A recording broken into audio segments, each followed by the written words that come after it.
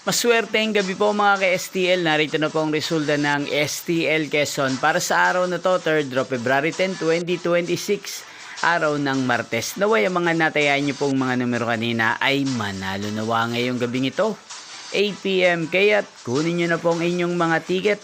Narito na po ang resulta.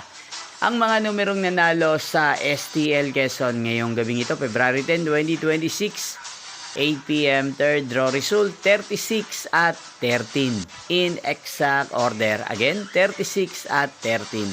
At ngayong gabing ito sa STL Quezon, atin pong i-shoutout si Ate Jonah ng Quezon. Shoutout po sa inyo, Ate Jonah. Sana pa nasa maayos kayong kalagayan.